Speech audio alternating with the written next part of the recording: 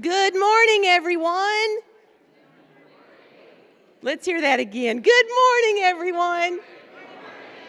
We're glad to have you here today, and I'm going to turn it over to somebody who's going to do a real welcome.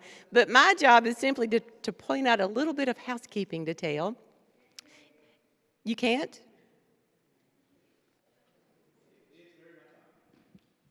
Do I need to do this? Note. Just bark it. Yeah. So, all right. So my job is simply to give you a quick bit of housekeeping detail. Those little cards in the racks, students, I'm sorry y'all don't have these, don't be offended. But the little cards in the racks, that's how we're going to take attendance today. So if you will just scan that with your phone and go to a little form to give you a little extra encouragement to register your attendance, we're giving away 2 of Adriana's books today. Woo-hoo-hoo! Going to give away 2 of her books today from among the people who register. So be sure to get that done. Just let us know you're here. Meanwhile, it is my honor and privilege to bring up Dr. John Wells, who is the president of Emory and Henry, and he is especially glad to see you all on campus today. So please make him welcome.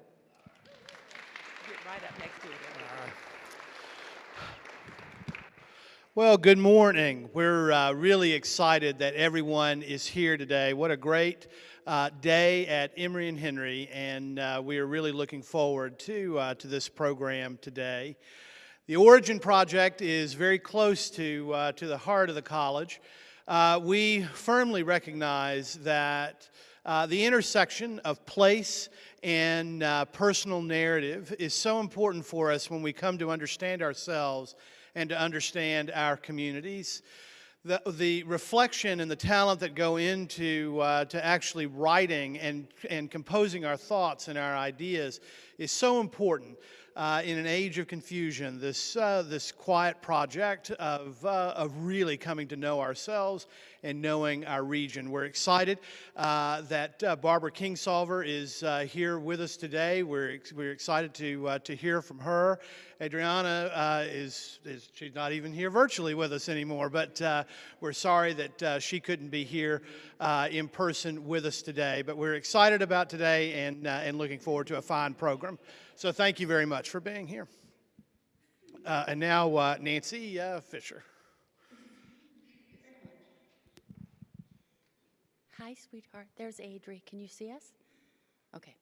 Can you see me, Nancy? I can see you perfectly. Can you see us? Can you hear me? Can you hear me? I can hear you perfectly. Can you hear me? Can you see me? A little bit. That's okay. Okay. Well, we'll make sure this is okay when Barbara gets here. That's more important, but we'll figure that all out. Thank you. Adri is extremely challenged, and I should just let you know she even went to the airport and got that far, but she has a pinched nerve, some mobility issues. She would be here if she could have beamed herself, but it just didn't work out. So we miss her, but there you go. We're all praying for you, dear friend. So thank you, Dr. Wells. Thank you, Monica. Monica, where are you? All this wouldn't have happened without Monica. Many things go that way. But thank you also to Linda Woodward, our programming director, Rhonda Carper, our special advisor for technology and evaluation.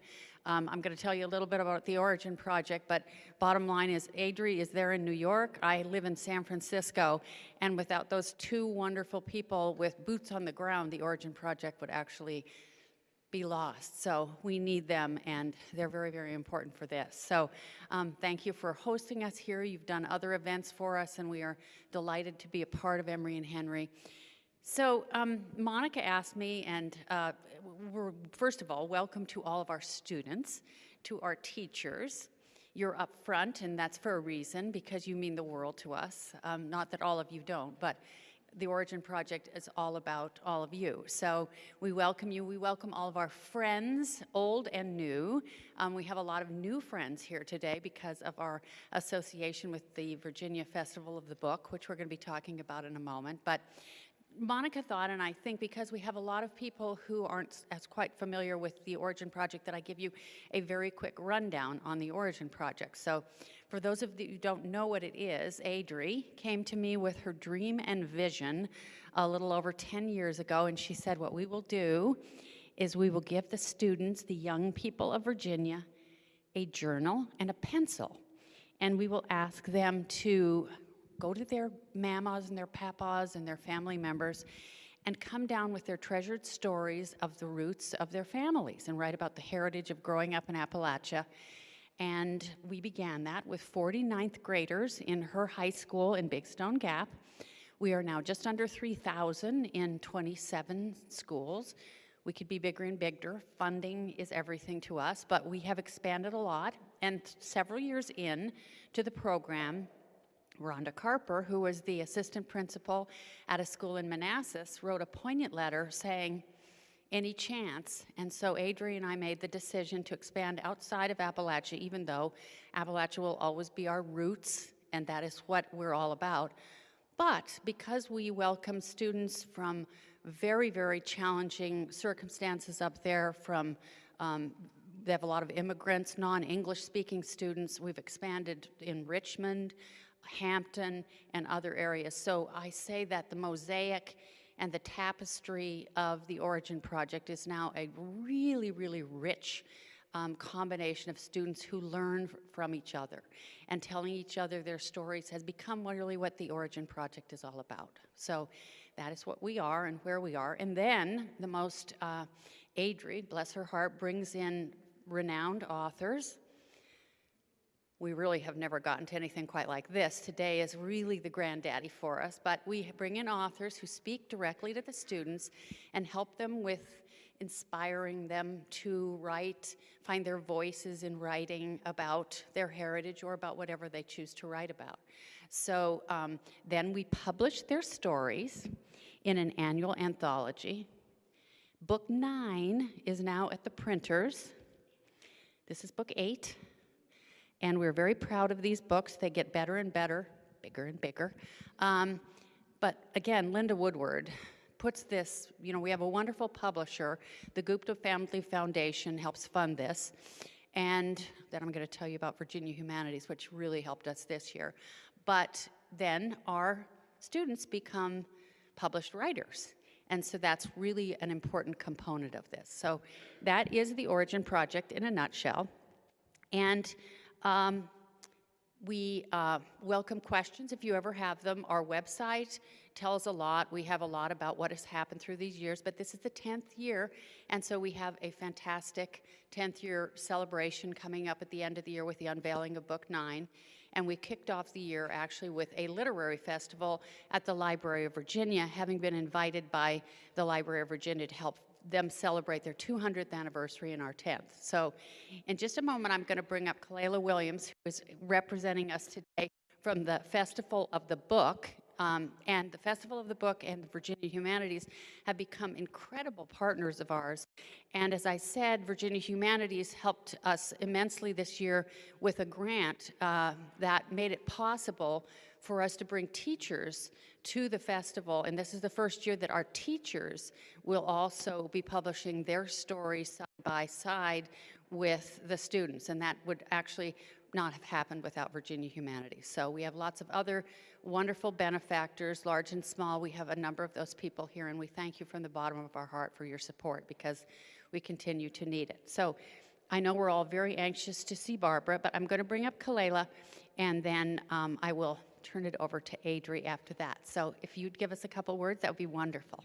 Thank you so much. Thank you so much. It's so great to be here. I'm so gratified to be here with Adriana Trigiani and Barbara Kingsolver. I'm so excited. And I'm so excited to be here with so many young people. The most important gift that my mother ever gave me was a marbled composition book and a pen. That changed my life. That was when I was a child, and it changed my life. Storytelling is the most important thing that we can do. I represent Virginia Humanities. We help Virginians tell their stories. And I also direct the Festival of the Book, the Virginia Festival of the Book. This year, we felt that it was very important for us to go throughout the Commonwealth as much as we could. And that is why I'm so especially excited to be here in this beautiful region of Virginia, speaking to students, which, again, this is just incredibly meaningful and important. And I encourage you all to tell your stories and to listen to others who are also telling stories, whether that's through poetry, whether that's through playwriting, whether that's through nonfiction, or whether that's through fiction. I encourage you to listen and absorb and be. That is just the most tremendous thing. And thank you again.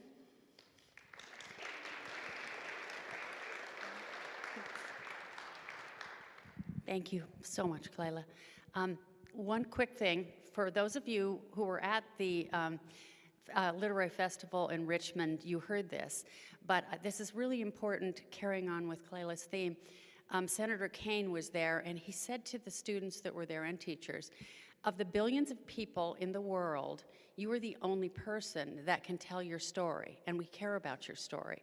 So keep in mind, you may think that your story isn't special, but your story is special. So that is why we are who we are at the Origin Project. So think of that. So it's time to turn it over to Adri and Barbara. But before I say that, I've said this to so many people. This book, Demon Copperhead, I have loved all of Barbara's books. Maybe Animal Vegetable Miracle began the whole thing with my family and my sister. But this book captured me in a way I've not been able to stop thinking about it since I read it. And when I live in San Francisco, so when Adri asked me to hop on a plane and come and create the Origin Project, it began my personal love for Appalachia and Virginia.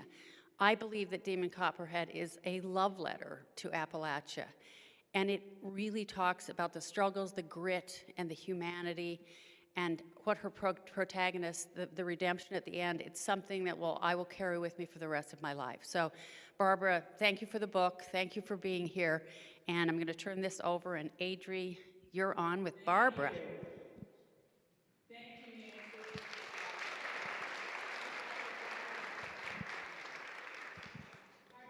Hi, can you see me? Yes. Where do?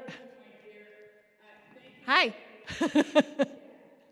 Hi. I want to thank, first of all, Dr. Wells and Emery and Henry and Monica Boyle for pulling this together due to my problem. It's unbelievable how quickly you responded and pulled this together. So I just want to make sure everybody can hear. Can you raise your hand in the audience if you can hear us? All the way in the back. Beautiful. In this beautiful chapel. They can hear you. Oh, good, good. I would like to introduce Barbara. And thank you, Nancy. Thank you, Linda. Thank you, Ron. I'd like to introduce Barbara, who I believe, and I'm not alone, is our greatest living novelist. Now, you say, oh, Adriana, that's a lot of big words. And I know that they are big words, but I mean them from the bottom of my heart, and I've been saying them for many years because Barbara has an ability to create worlds and characters in them that are real, truthful, aspects of beauty, of terror, of longing. And she does each novel, and I encourage you to read everything she's written, because each one is its own opus. We're talking about a master craftsman. I know she's young, I know she's beautiful, and you can't believe it, but the truth is, she's the one. So what does she do? She writes Demon Copperhead.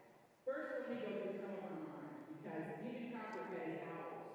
It's our Southern Appalachian novel that has hit wide in international circles and readers, and nationally remains on the bestseller list for months. Here it is, an Oprah pick. Bestseller list, Wall Street Journal, Washington Post, New York Times, every list, basically everywhere.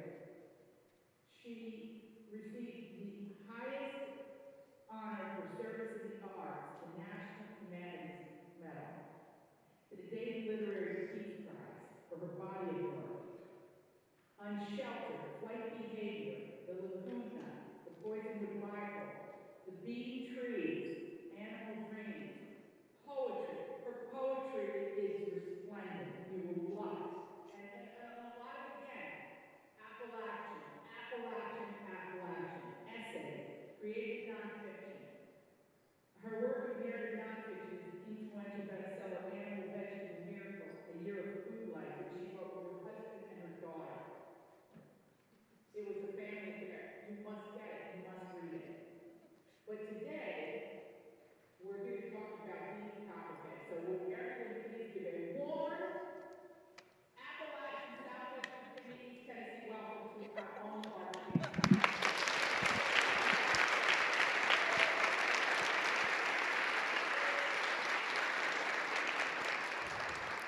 Thank you. Thanks, Adriana. Thank you. Okay, so Barb, you wanna stand for this or you wanna sit? I'll stand. You can sit. Two when I stand. All right, let's get into it. Okay. Demon Copperwick takes place in Lee County. So the first thing I'd like to do, I want to establish where you got the idea because I love the story about Dickens and staying in his house. But the context that we're going to start with is Lee County. Why did you choose Lee County?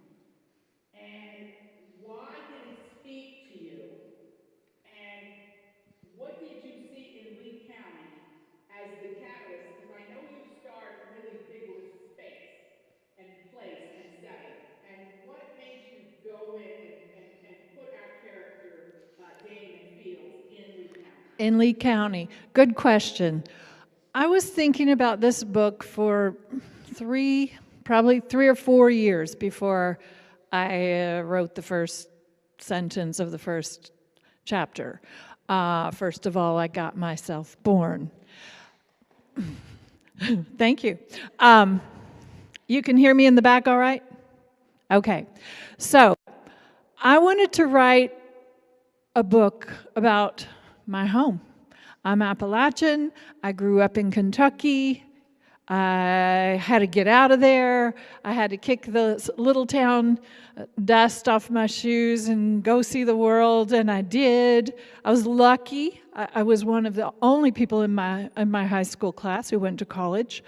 I went to college in Indiana, where everybody made fun of my accent, because in Indiana, you know, they know everything. So I was, that's part of the story of how this book came about.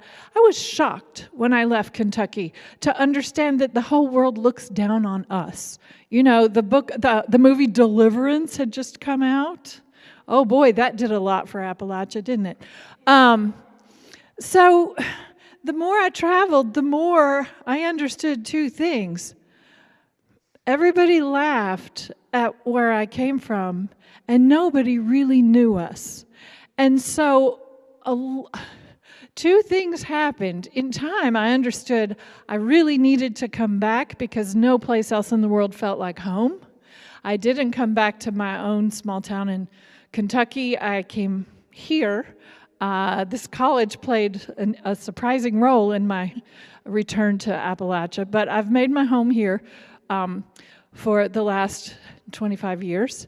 And I love Appalachia. I love being Appalachia. I love the people, the community, the ways that we are.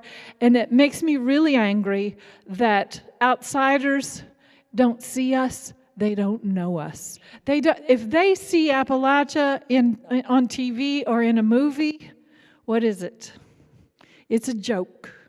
It's some guy with, you know, bad teeth and a straw hat and a moonshine jug or whatever. It's some dumb girl who doesn't understand the dirty jokes that are going on. It's some kind of ridicule, or it's a poverty documentary, and it's not the real us. And so my project as a writer has been to speak of my people with honesty, with respect, with compassion, with nuance, with love.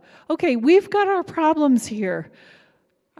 Problems that for outsiders seem to define us: the poverty, the suppressed culture of education, the lack of employment opportunities. Those things were done to us. That's history. This is what we call structural poverty. We are not in these challenged circumstances because we're dumb. It's because these things have been done to us by outside, you know, basically extractive industry has just come into this region time and again and left a mess and taken out the good stuff. So what I would say about Appalachians is we've survived in spite of all that, and our culture is very much defined by our resilience, our resourcefulness, our community and the way we belong to our communities. And I wanted to write about that.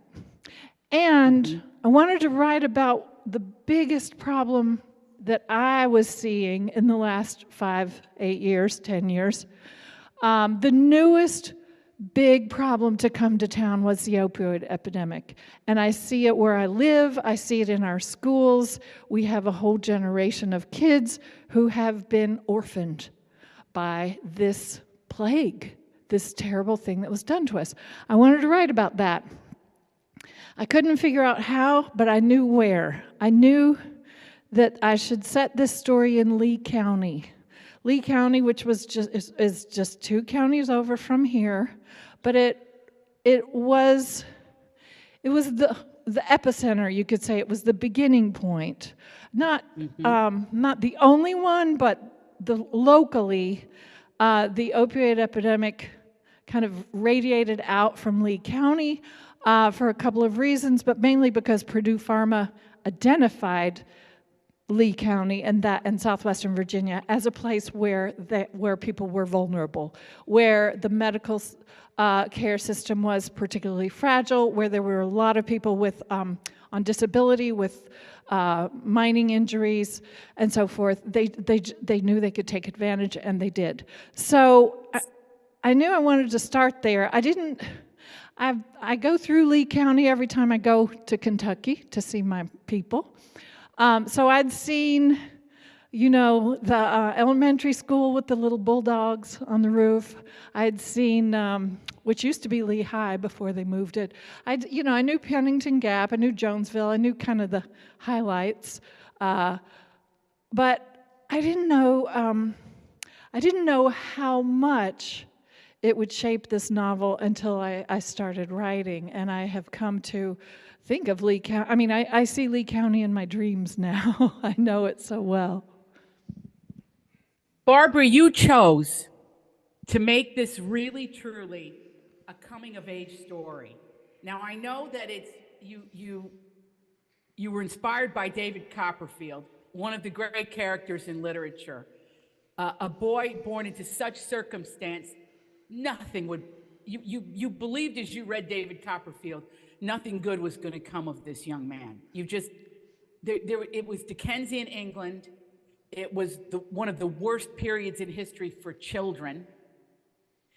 And you mirror that now in the shadow of, and in the process of, the healing of the opioid addiction issue in Appalachia, which outsiders will say we hatched ourselves. This was because the brother of poverty is the brother of poverty is drug addiction. They go hand in hand. Were you thinking Dickensian as you were writing this, or were you thinking the way out? Because I want to assure readers that what happens in this book is this character is so empowered to change his circumstances and yet love where he's from. And we're made to believe in Appalachia, those two things can't exist in the same space. Can you speak to that? Which two things? Hope and Yes. despair? Yeah, Hope and that despair? you can be from a place and love it and also have to heal. Yeah.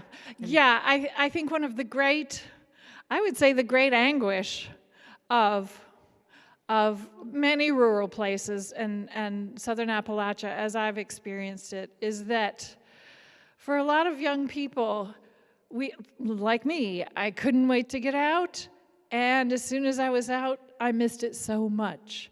It's a place we love so much, and it can be very hard to stay. Because of this historical poverty, because the coal companies deliberately kept out all other kinds of industry so that they would have a good workforce, because they suppressed the culture of education so they would have a good workforce, and then the bottom dropped out, and here we are. So all those things. So how did Charles Dickens come into this? Good question. As I said, I was thinking for years about this novel I wanted to write about the beauty and the despair of modern Appalachia. And I couldn't couldn't find a way in. This novel was like a house that I was just walking around, trying to find the key, trying to find the doorway in. How can I tell this story? People are going to think it's too sad. People already think they know what drug addiction is like. They hate drug addicts. They hate Appalachians. They think we're stupid. You know, I was working against all these stereotypes. I was forgetting this magical truth that I have a story to tell. If I can make it the right story, it is an important story to tell, and that there are ears to hear it. So I kept trying, but I couldn't find my way in. And then I'll make this story short, but it's kind of crazy. I was at the end of a long book tour, and I was really tired, and I was in England. I did the last part of the book tour in England, and then I had a weekend to kill before I flew home, and I just, on a whim, I booked myself into this creaky old inn, which was called Bleak House, because it was the former home of Charles Dickens. It's where he wrote David Copperfield. And so my husband flew over, and I said, okay, we're going to go to this Bleak House. Let's see what it's like. And it was very bleak. It was November. It was sleeting. It was this creaky old mansion was sitting on the edge of the cliff, looking at the stormy ocean. And we came in, and there were no other guests there. And the little Dorrit comes down the hall. May I take your bags? It was like very Charles Dickens, the whole thing. I mean, it wasn't an act. It was real. But there was nobody there, so they said, make yourself at home. You can have Dickens's bedroom, and there's Dickens's study. And I said, what? It was Charles Dickens's study. And so it was a little room at the end of the hall, and I sat at his desk. And his stuff was all around. I mean, you know, not like his dirty clothes, but his manuscripts and pens and things that were, you know, like mementos of his life. That was the desk where he wrote David Copperfield. That was the ocean he looked at while he wrote David Copperfield. It was very late at night. I was very tired, and I started feeling this vibe through the walls, through the floor, coming through my feet. Charles Dickens wrote David Copperfield because he was mad, because that was his story. I don't know if you know this, he grew up really poor. His dad got put in prison for not paying his debts. That's what they did back then. He had to go to work as a child. He was a laborer from the time he was like 8 or 9 years old. He ran away from home trying to find safety. He lived this very, very awful life as a child because of institutional poverty. And so he wrote David Copperfield about his own life. I mean, it's not directly autobiographical, but it is the most autobiographical book he wrote, and he loved it best for that reason. It was the story of his childhood. It was the story of his anger. And I started hearing this man saying, you think you can't write about orphans and poverty? Give me a break. You just do it. You just give them a really good plot. And this is what he told me that really shook me. He said, you let the child tell the story. Nobody doubts the child. And I started writing this book on his desk that night, chapter 1. I got myself born. I just had this idea. I will follow David Copperfield as a template. It's sort of like the skeleton of my plot, and I will just make all these characters and all these situations Appalachian. I'll bring them to Lee County. I'll give them new names, because if you're from around here, you know everybody gets a nickname, Stumpy or Stubby or Happy or Fast Forward or whatever. And so I could use Dickens's names and turn them into nicknames. Uriah Heep becomes U-Haul Piles. So I brought Dickens home with me. He sat beside me at my desk for the 3 years it took to write this book. And all along I thought, Well, chapter by chapter, I'll follow Dickens if I can. If it becomes unwieldy, if it becomes forced, if it doesn't feel like it's going to work, thank you, Charles. You've helped me this far. I'll go on my own way. But it worked. It worked to the end. I really loved the challenge of thinking of modern situations. You know, like what's the modern equivalent of a bootblack factory where children work? Well, it's Mr. Golly's Market, where the kids work out back recycling garbage, and also someone's cooking meth in the back. So it was really, really hard and an interesting challenge to sort of transpose this book onto my own world. And but what we had in common was this anger. And your question, which I didn't forget, was how do these things live side by side? Despair and hope. Anger. Anger's the answer. You stay mad.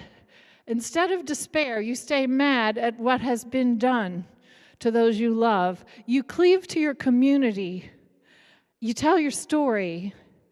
And the difference between hope and despair is the outcome that you can imagine. And I imagined that demon would survive. And you know it from the first chapter, because who's telling this story? He is. So you know it's a survivor story. That's what I gave you. One of the things I gave you as a reader. He's gonna get through this, right? Because he's telling you the story. He's gonna survive. Barbara, the characters. Okay, so just in case anybody doesn't know that's in our audience or listening today, Charles Dickens wrote his books in the newspapers. So people would wait for the next cliffhanger. They want to know the answer, so they would come back to the character. So over time, his books were revealed in newspapers in a serial fashion. So what you did that I thought was so incredibly artful was at the end of every chapter, I couldn't put it down. I said, all right, one more, okay? So that's the first thing to everybody should know. As you follow Demon through his travails, it's an odyssey. It's a big story. He covers a lot of ground. He goes a lot of places. He sees a lot of things. But the people that anchor his life were as resplendent, as rich as any of those classic characters in literature. You've created classic characters. I keep going back to that. I particularly love the teachers, Mr. Armstrong, Miss Annie. I went crazy for Betsy Woodall, who is Demon's grandmother. So along the way, the friends in the school, once he starts to draw the things that happened to him, the artful way that you told us, he draws superheroes. There's a longing in him. I finally understood why superhero movies are the most popular movies in the United States of America. I learned it through Demon Copperhead. Teenage boys. It's a boy thing. They're into it. So these characters were so rich.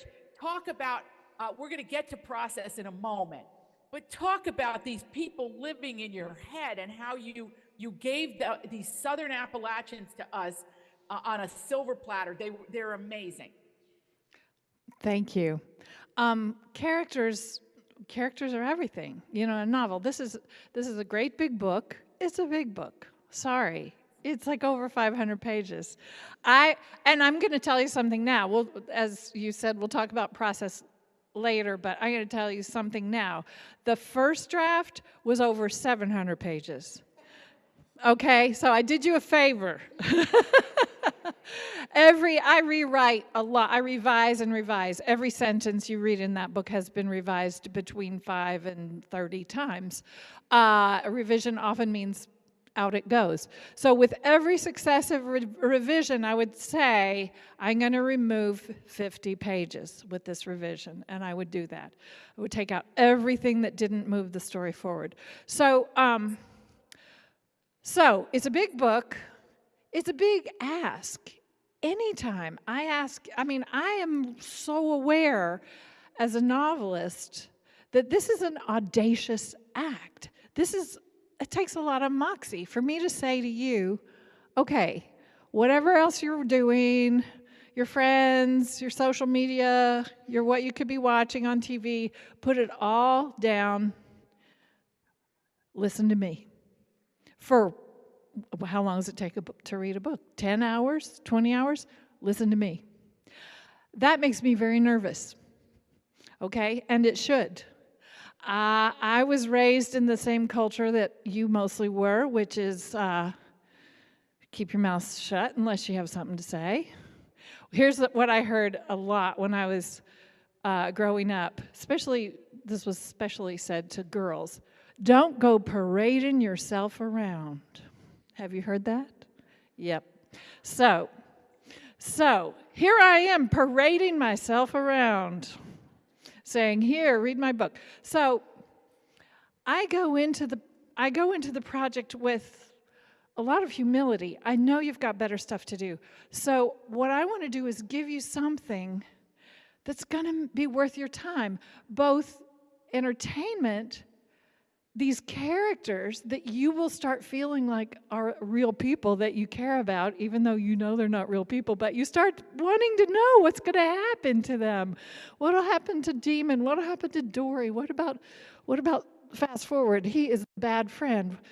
Can we get rid of him? I need to give you these characters to keep you going, and then when you're finished, I need to have given you something that's going to make your life a little bit different, hopefully a little bit better than when you started. So how do you do that? You just think a lot about all the real people you know. Now, in this case, Charles Dickens gave me the plot, basically, and the characters, but I had to make them real. I had to make them real to me, real to you. So I'm endlessly interested in character. I'm a shy person. I'm not shy anymore. I got over that, but I'm an introvert. That you don't get over. That's forever. I'm an introverted person, and growing up, I was a very shy person, and I was the person who just always listened. I did not speak up in class. The teachers always said I should talk more. I didn't want to. I just wanted to listen. I always feel like you can learn a lot more from listening to other people than listening to yourself. I've never learned anything from listening to myself, except maybe I should shut up.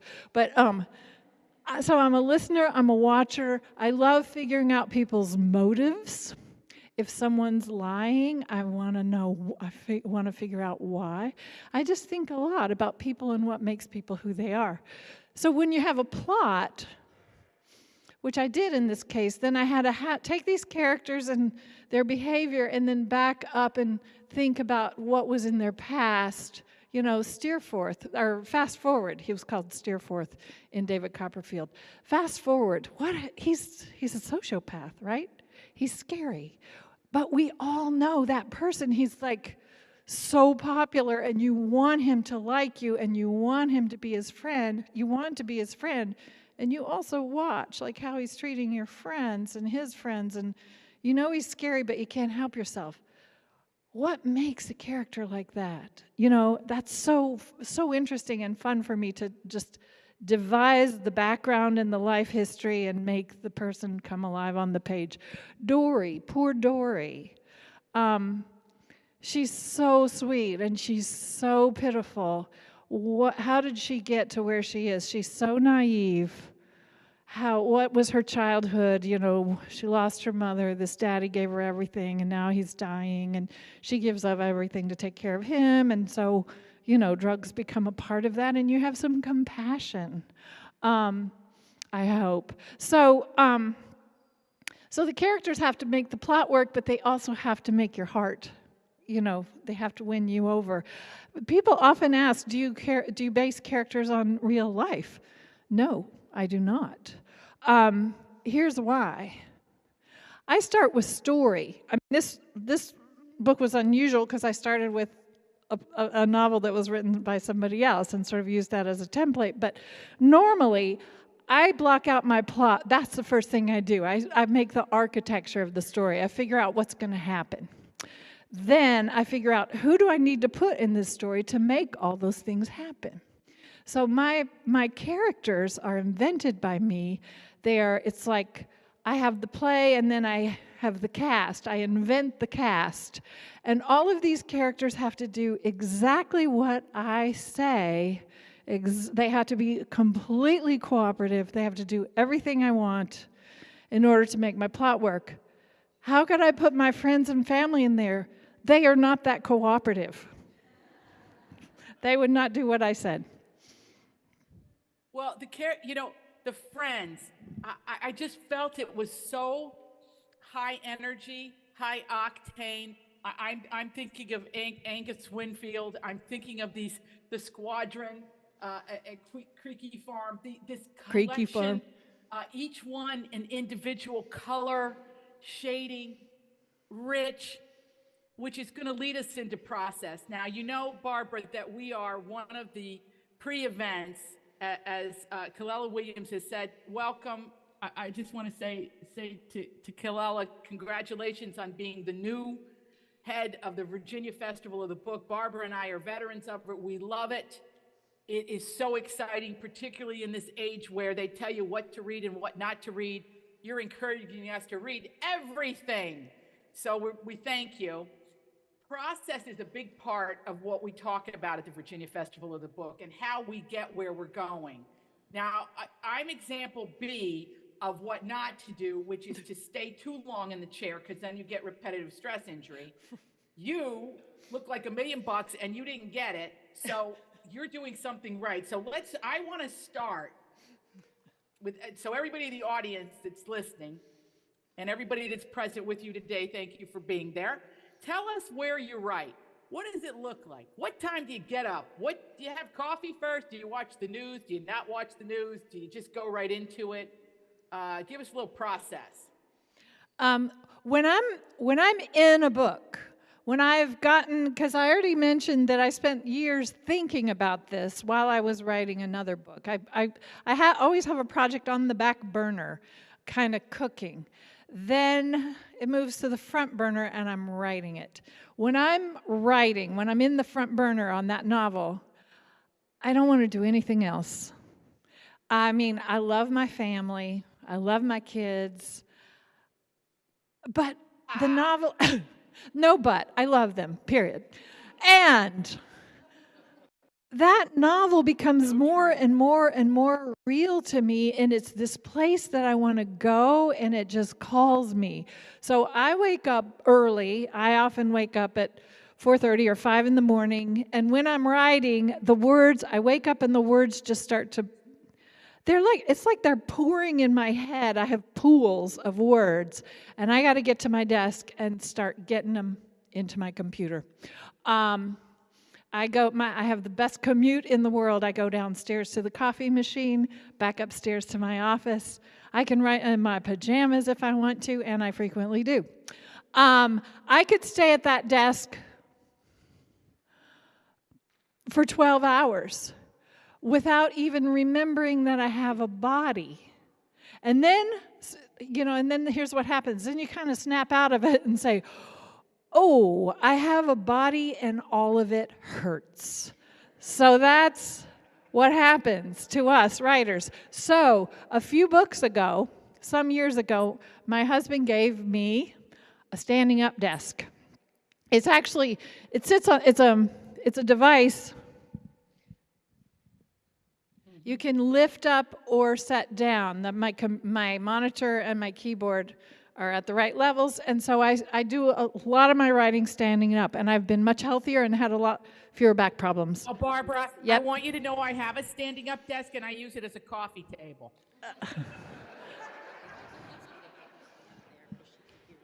Oh, can you hear me better? Okay.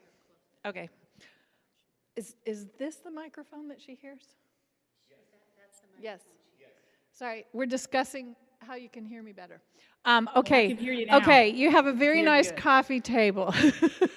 Well, I mostly stand to write because then my feet go to sleep and they give me a little reminder that I have a body and it's time to walk around. Physical work, to counter the cerebral work with physical work is really important. I also live on a farm, which calls I need me. to come and work on your farm. Yeah, you need to come and work on it. Yes, please come and work on the farm. Come and pull weeds. Come and help us with lambing, and your back will get. But seriously, when I'm not doing farm work, I do yoga, I do Pilates, I work out. To keep the physical body in shape is a really important part of being a writer. That's the physical process. I use a computer. I have always, since the first computer I could afford, which was what they called a K-Pro portable. It weighed 60 pounds. It was like a suitcase. That's the first computer that I owned. I really like working on a computer because I feel like a computer works the way my brain works, which is not linear necessarily. When I construct a novel, as I said, I do the architecture first. I build the plot, and then I make a file for each chapter. And then I start putting stuff in those files. So I might have written, the middle part of the book before I've written the first part. A point comes where I start kind of moving through the first draft in a linear way. But if I wake up in the morning and I have the ending, I see these scenes. I wake up and I can see, like with this book, I had run away briefly from home to finish the book, or to work on the book. I was staying at my dad's house in Florida, and I was walking on the beach one morning, and the scene, the ending, I don't know if you've finished Demon Copperhead, but you can picture where they are. They're not on the beach. They're in a car, but this conversation happens, which is a very loaded conversation that gives Demon a whole new way of thinking of his friend and the possibility of the ocean. That scene, I just heard them talking. I heard them as I was walking on the beach, and I ran home. I did literally run home, and I wrote that scene, and I wasn't even 2/3 of the way through my first draft yet, but I loved having the ending written, because then it gives you confidence as you're working on the novel. You're going to stick the landing. You already have it. So I do that. I move around a lot through the book, and different parts of it occur to me at different times. Then we haven't really talked about research. Even though this is set in a place I know very well. Barbara, when you talked about Charles Dickens. You talked Pardon? about research. Yeah, but I had to do a lot of research as I knew Lee County, but I didn't know Lee County. I had to go stand in the 5-star stadium. I had to see the Red Rage Fieldhouse.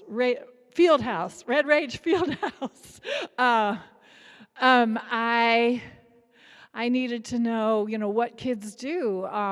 Dragging Maine on Friday nights, driving up and down the streets. I needed to sort of see the lay of the land.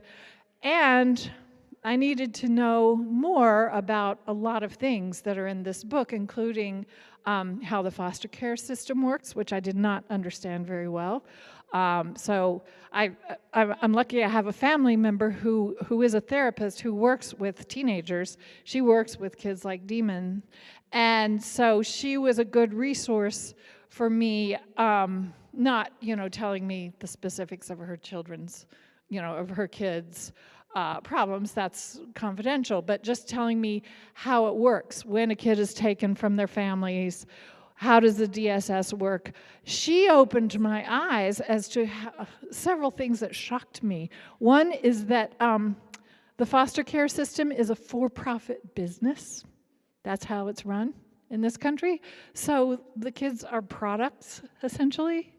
That broke my heart, which is not to say, there are wonderful foster parents who are in it for love.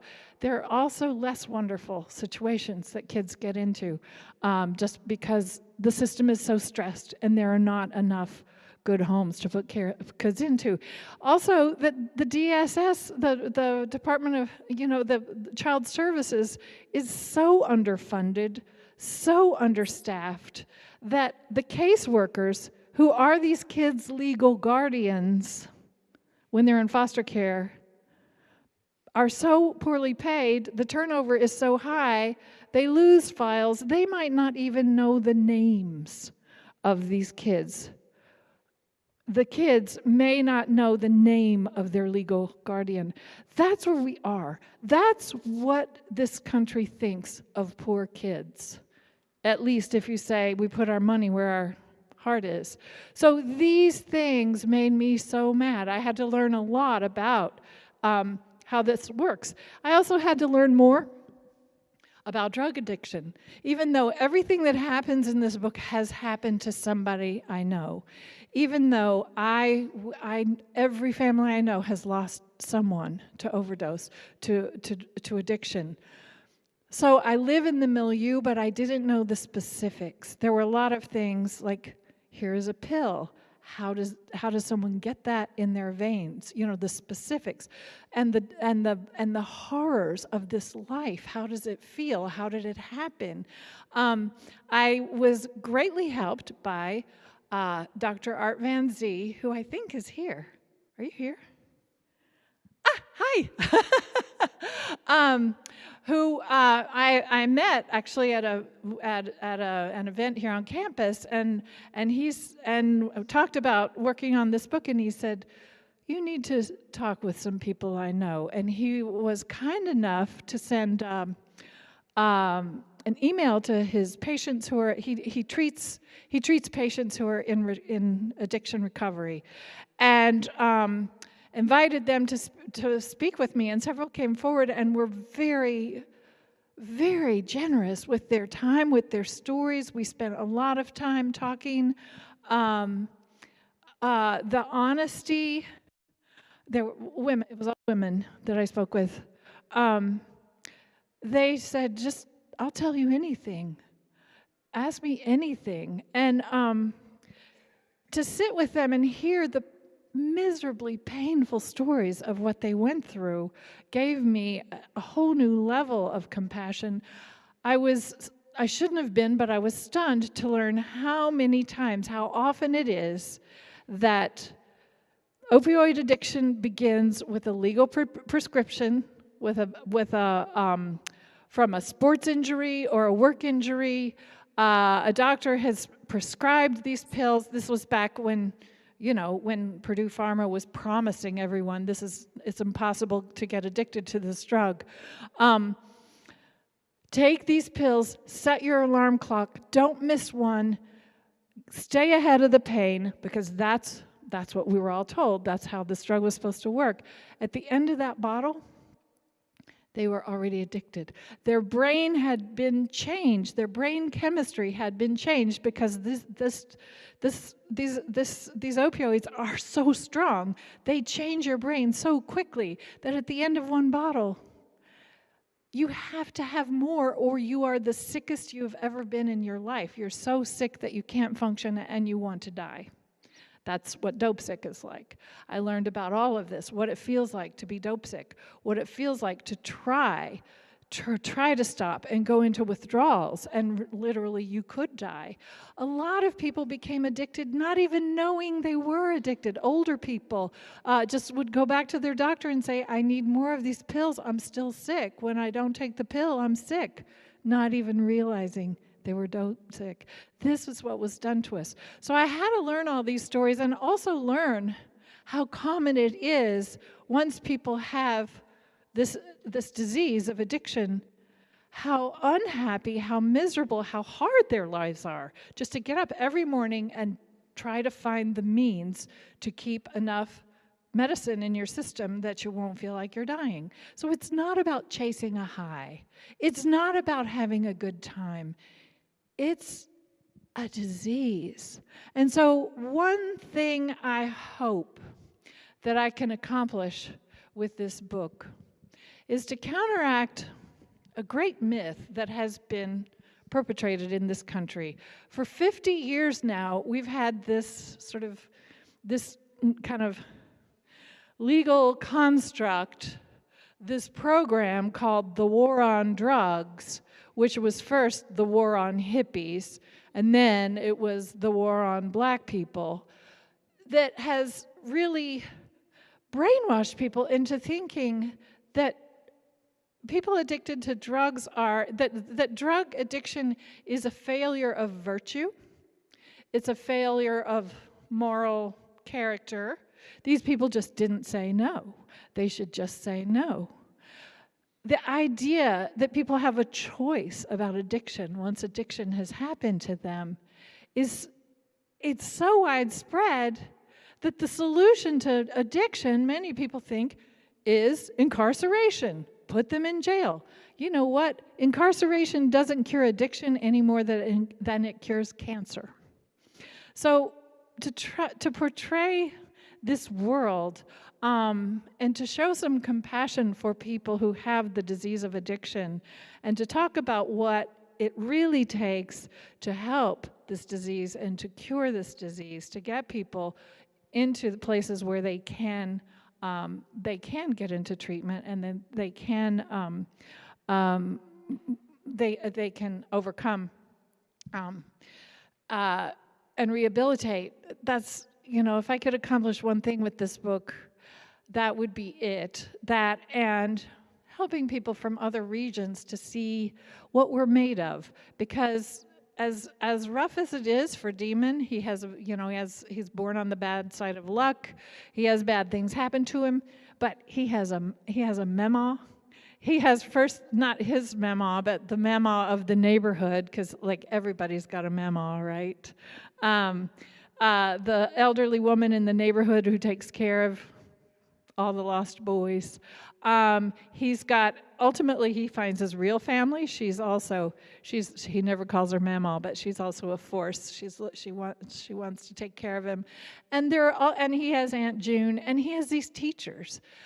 This is another thing I learned from my daughter who works with kids. One reliable adult in your life, in the life of a kid, can make a world of difference, whether that's a counselor, a teacher, a mama, a papa. I mean, there are many kids, because of this plague, this terrible plague of opioid addiction that has happened to us here. There are a lot of lost kids, a huge number of kids who are not being raised by their parents, who are being raised by foster care or by a relative who probably maybe would rather not be raising them. There are a lot of lost kids. One reliable person can make a world of difference. And so I wanted to show that too, how our communities are wider, much broader than nuclear families. How one of the things that gives us our resilience in this culture is our community, and the fact that we know we belong to our communities. When Demon goes to the city, he doesn't like it at all, and everything is so strange to him, and he says, there's nothing real. I don't see any cows or trees. But also it bothers him that nobody looks at him. Nobody looks you in the eye. You walk down the street, everybody's looking somewhere else. And his city friend, who's trying to explain, says, well, they're saving their juice.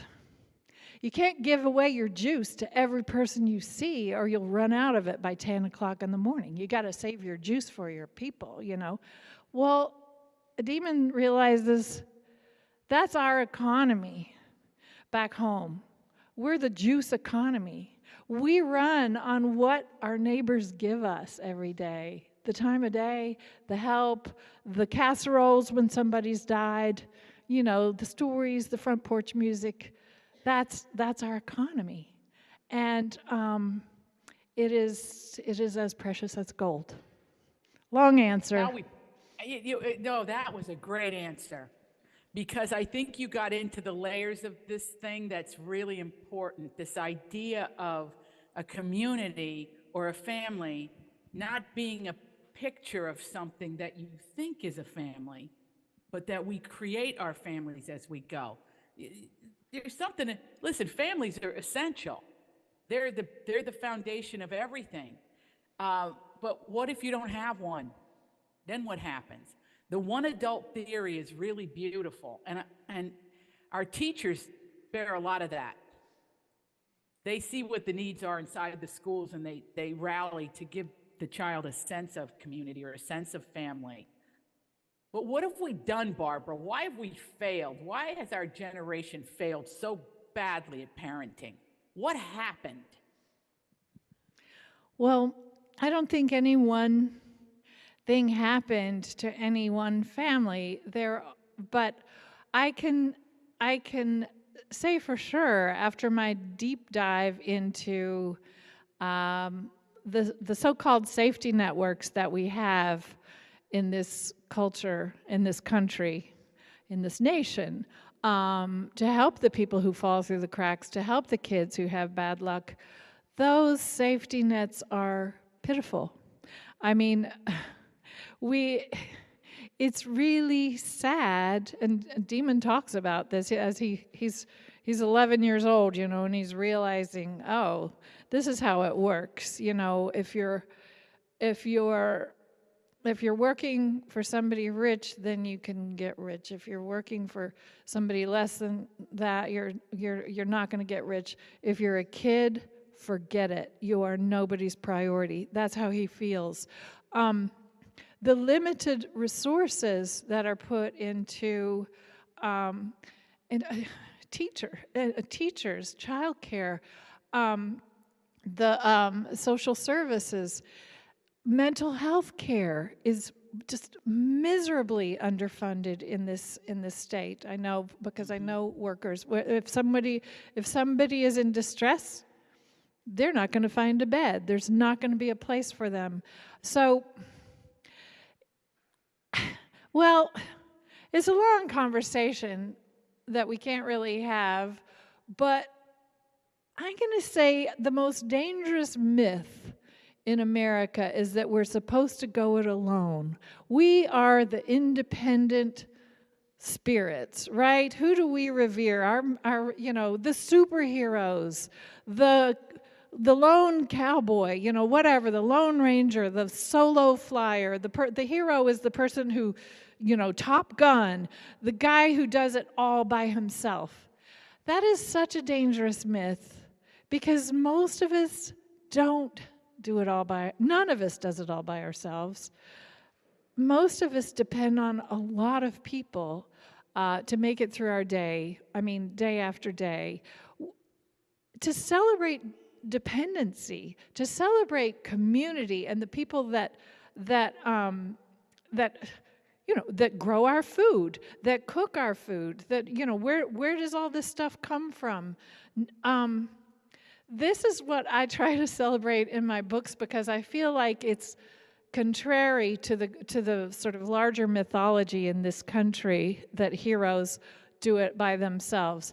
I think heroes do it together. I think heroes can grow in collections of people, and by sharing our juice, by passing on what we get from someone to someone else who needs it.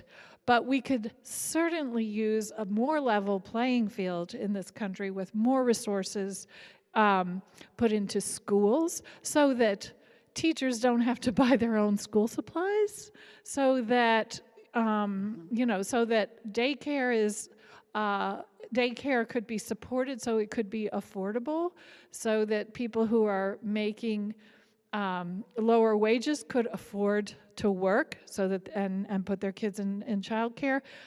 So much is lacking that, in terms of supporting the least of these people who are less lucky, that I felt while I was writing this book that all the things that Charles Dickens was mad at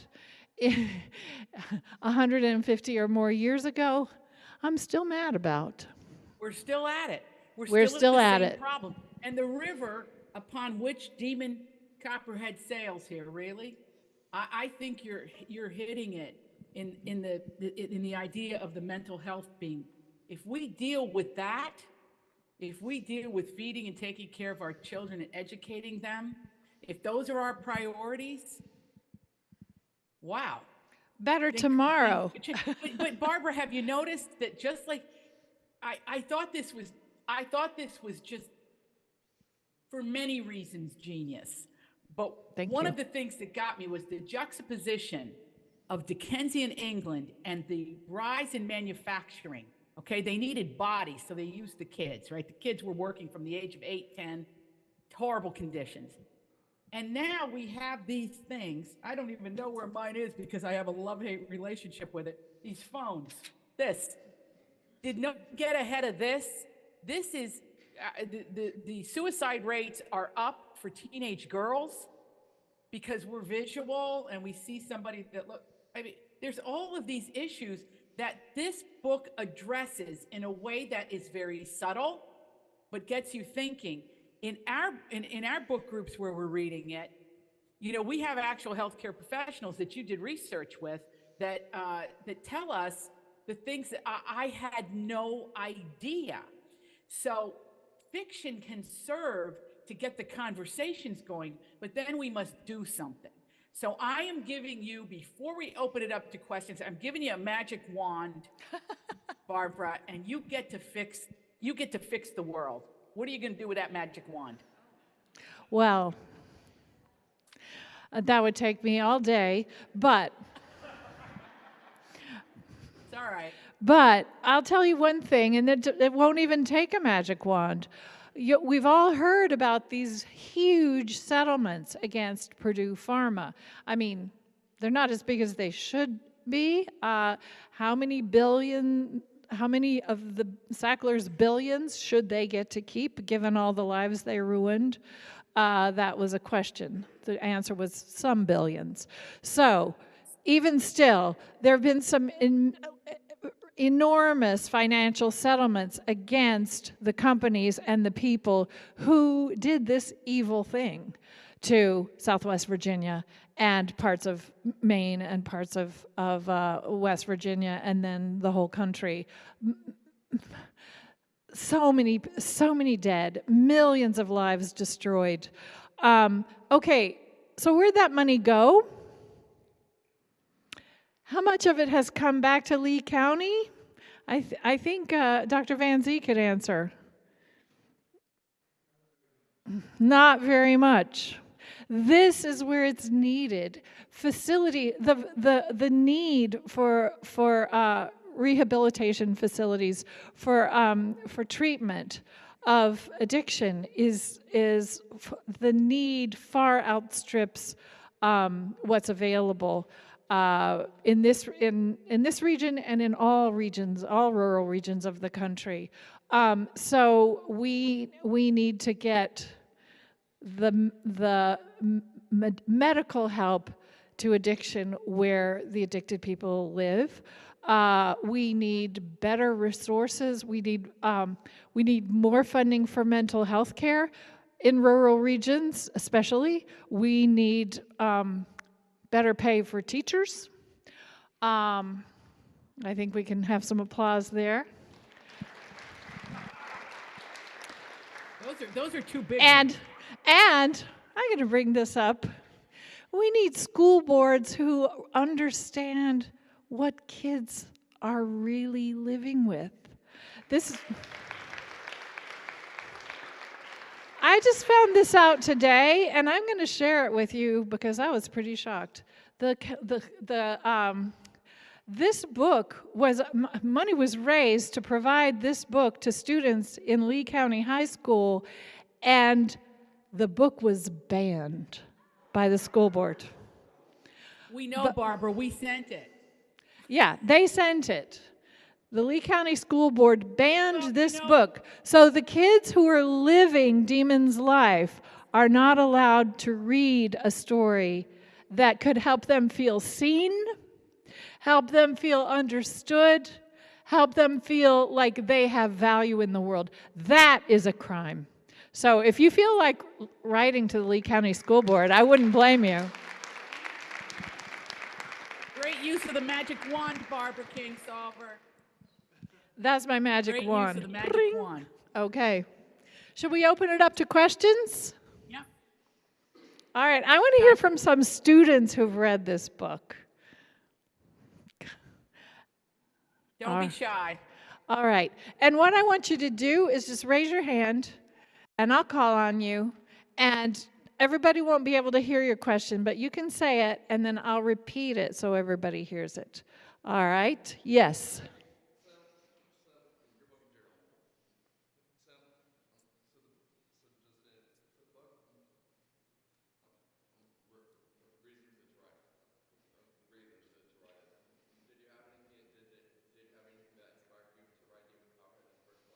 What inspired me to write Demon Copperhead in the first place is living here, knowing I know a lot of teenage boys.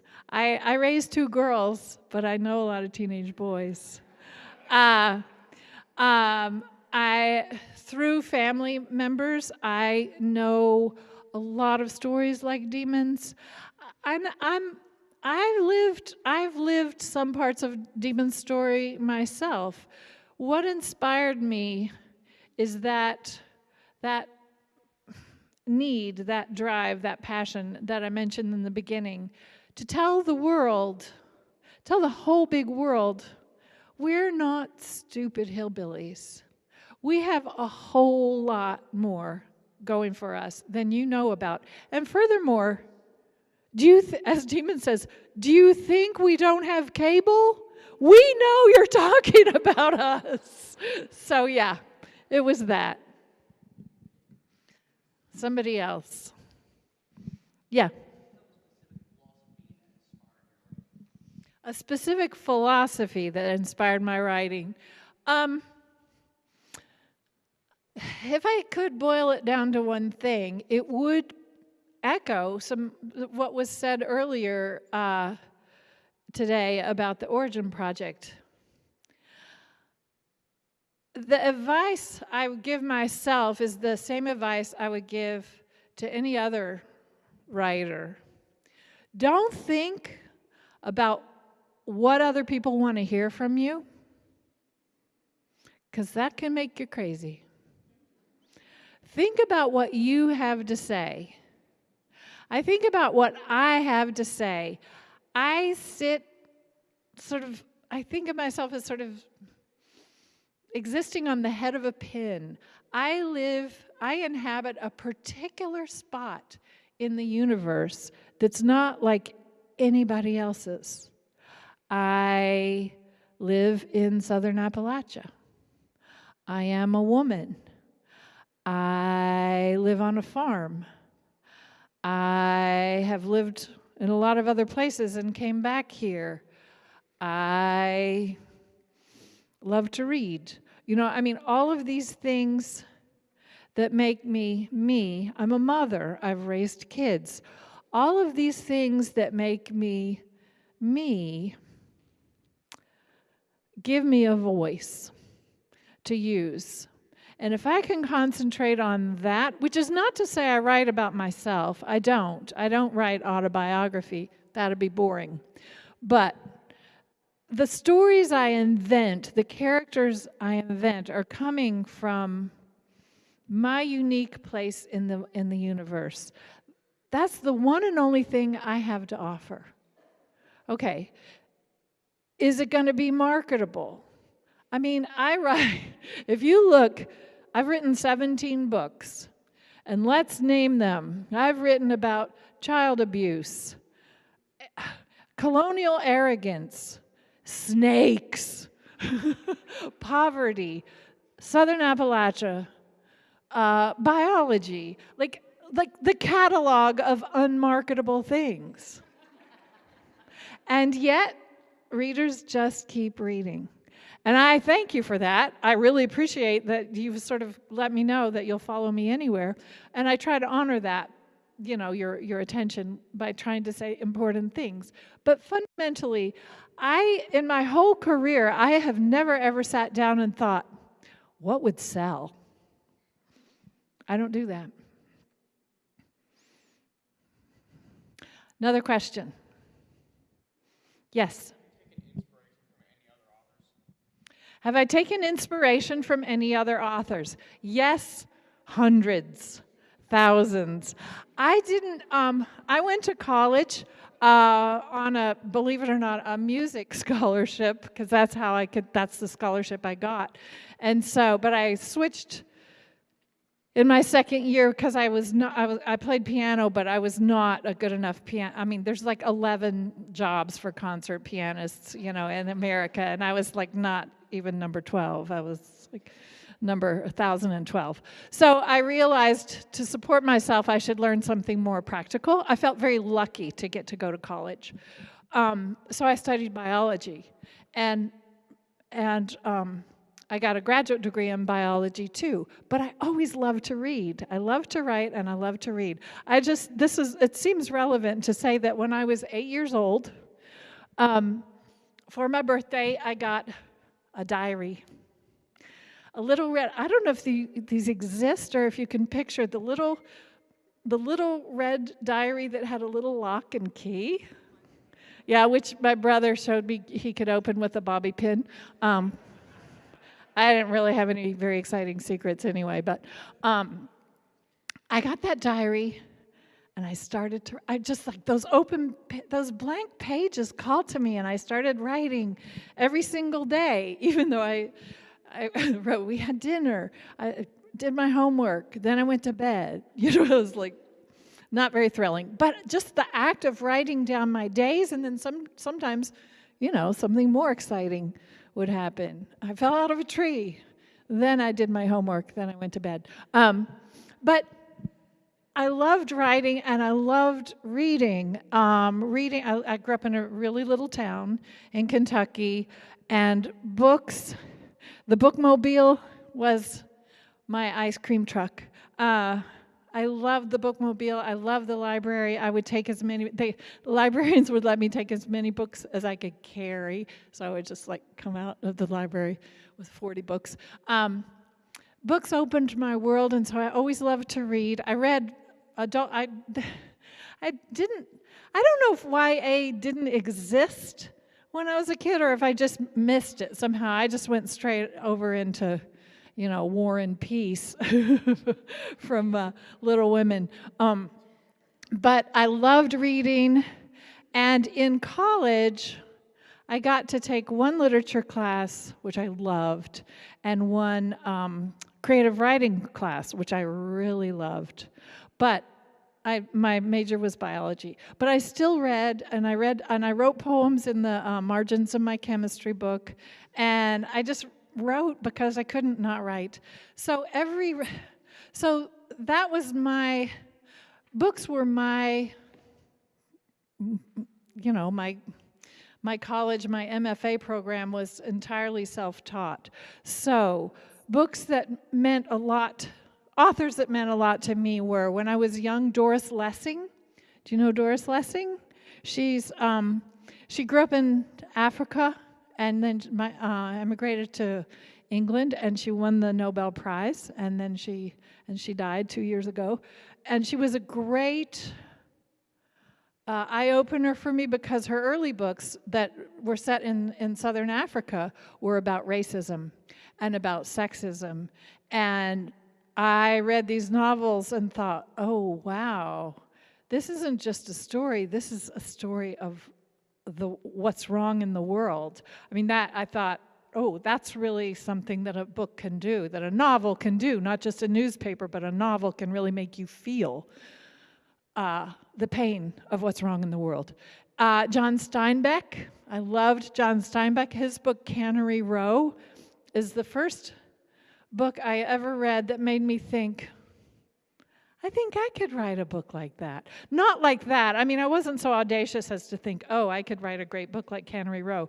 What I loved is it was about very ordinary people. It was about this group of really, kind of funny, goofy, not heroic people. and it was a great book, and I just thought, I know people like that. I want to write a book like that, which was the Bean Trees. The list is very long. I love Virginia Woolf. I love Charles Dickens. Each one teaches me something different, and I read and I reread, and if you want to be a writer, you got to be a reader. That's what I would say. All right, more questions. Yes, Barbara, on the aisle. Barbara, can I interject a question Yeah. really quickly? Yeah. Just a quick one based on that. What's the first book someone gave you in your life? And then go to the question. The first book someone gave me was called Dr. Goat. And it went like this. Dr. Goat put on his coat and went out to make some calls. Somebody wanted you to be a doctor. Didn't work. But yeah, I think I was like 6. That's great. I memorized it. One time my brother and I were fighting over it, and my mom said, if you don't quit fighting, I'm going to throw that book out the window. And we didn't quit fighting, and she threw it out the window. So that's the sad story of my Obsessive. first book. I love it. Obsessed. All right. Question. It's aisle, yes.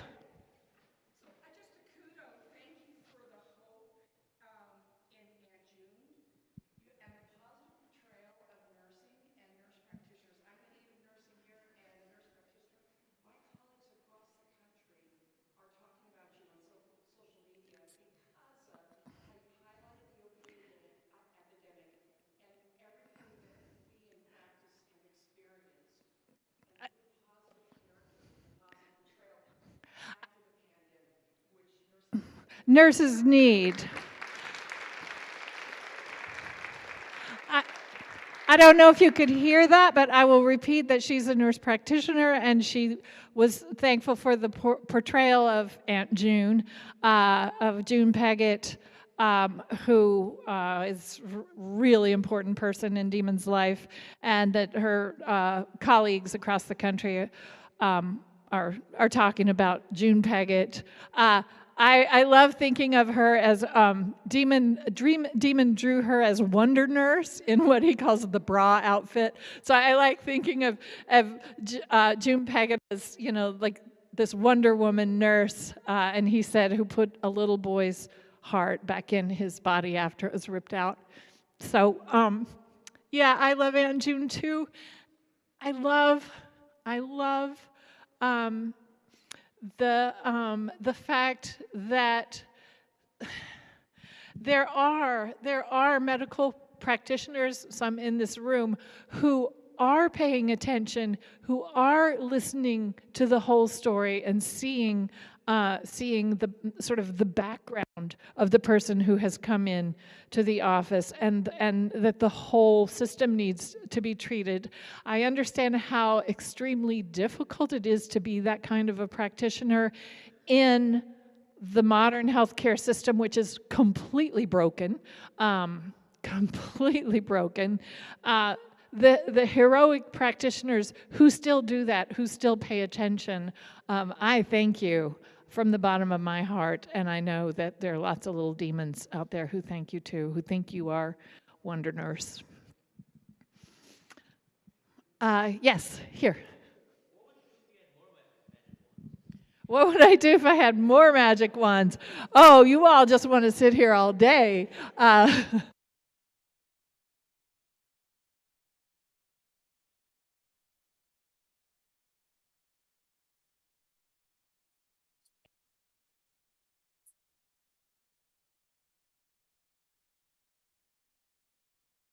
Is this, okay, we're on.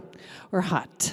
What would I do with more magic wands? Fundamentally, I would address the huge income gaps and the huge access gaps that we have in this country between the very privileged and those who are born on the wrong side of luck.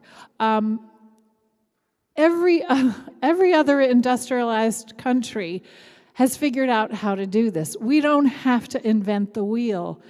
Every other industrial industrialized country has figured out how to deliver health care for free, how to make college education free or affordable, so that people who are burdened with illness and poverty don't have to go farther into poverty just to get well.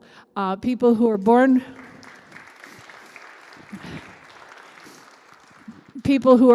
in families, in working class families whose parents didn't get to go to college and don't make enough money to send them to college, don't have to stay in that caste, because this country that is supposed to have freedom and justice for all does not really have freedom and justice for all. So that's my magic wand.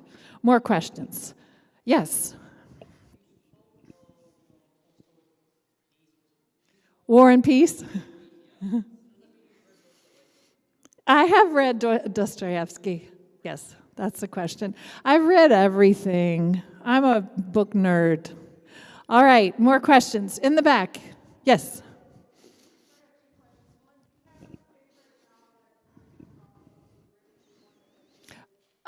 A favorite novel? Oh, of my books. Okay. Okay. 2 questions. Do I have a favorite of my novels? Okay, that's like asking, do I have a favorite child? No. I love them all. I can tell you some were more difficult. Some, yeah, but no. No, I can't choose among my own works. An author will always tell you, I feel like the most important book is the next one. So the other question is, what am I working on now? I have a novel on the back burner. I know what it's going to be about.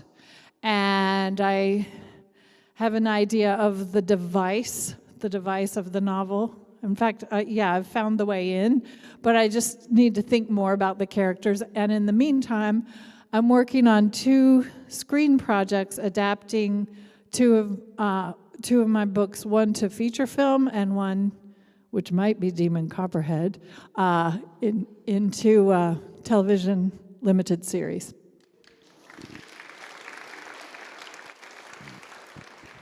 You still have to finish the book. You can't wait for the TV show. The book is always better than the movie. You know that, right? And I'm going to tell you why. And is it time for us to finish up? I don't know what time it is. Okay, we got 5 to 10 more minutes, people. Okay. Yes.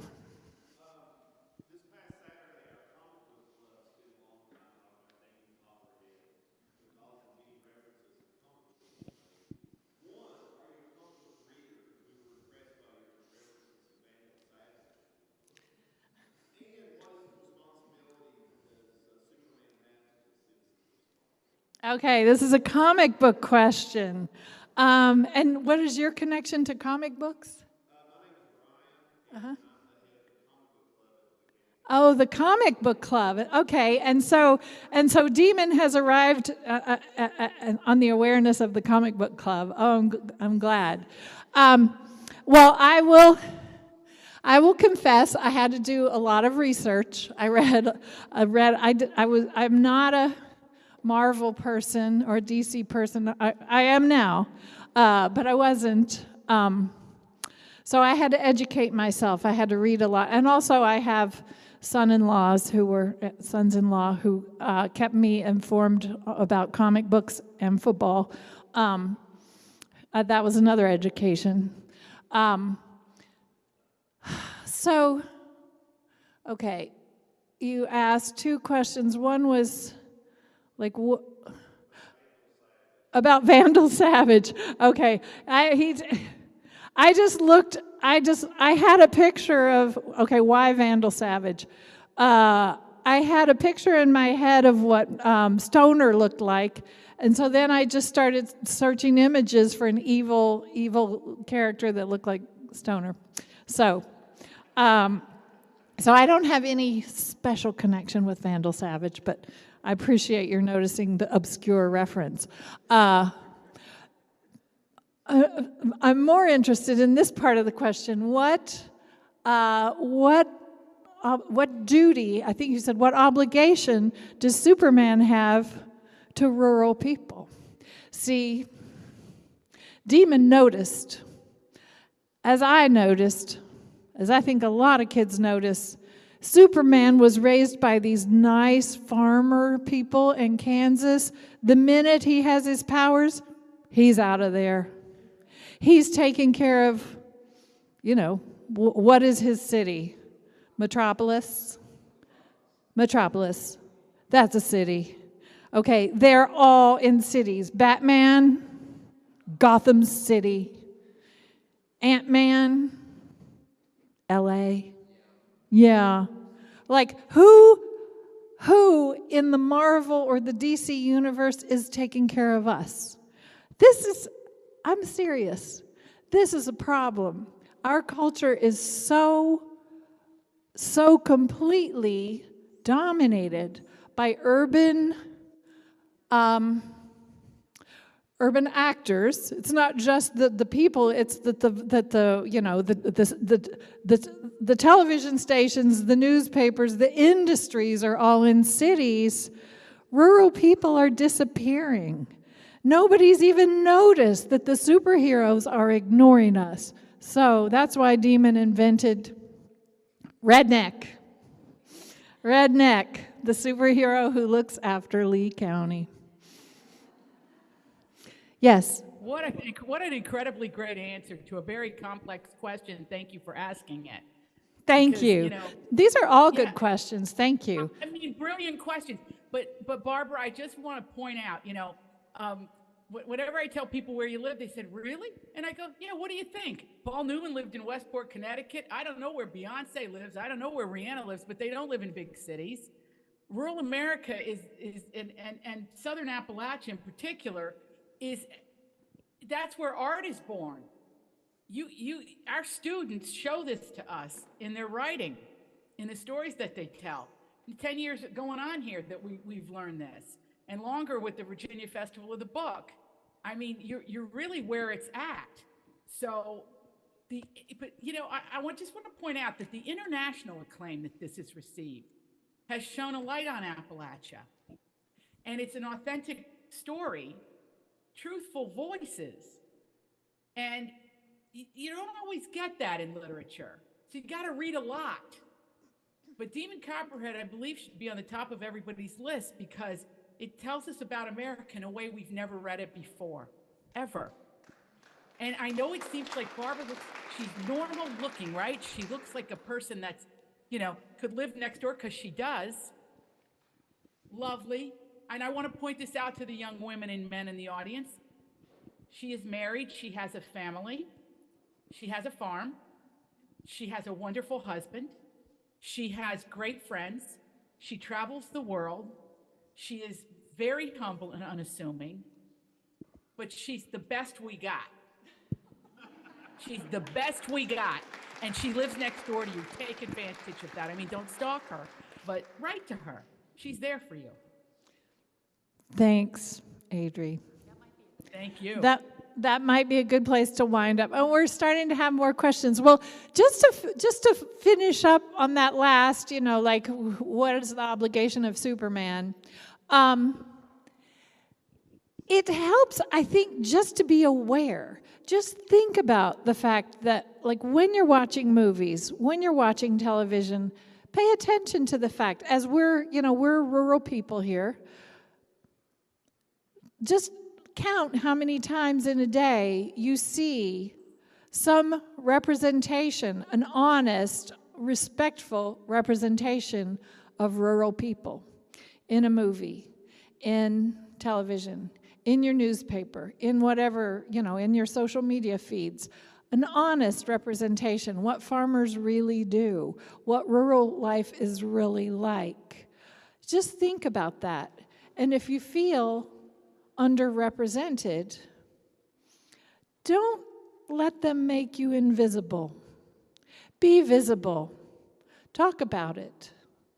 If you have friends who live in a city and make you feel a little bad because they say you live in the middle of nowhere, tell them, you know what? I live in the middle of somewhere, and it is fantastic. So, rural people rock. I'm gonna wind this up by saying thank you all for being readers, not just readers of Demon Copperhead, not just readers of me, but readers of fiction, because fundamentally, the project of a novel, we've talked about different things a novel does, but the main thing it does is it takes you out of your life into the life of somebody else. Somebody who maybe lives far, far from you. Somebody who's a different gender from you. Someone who's a different caste from you. Someone who's living a very different life. While you're reading that book, you're inside their brain. You're seeing what they see. You're experiencing their problems as your problem. That's empathy. That's magic. And that, if we're going to talk about magic wands, empathy, compassion for someone who's different from you, that's what can save us. So thank you. And thank you.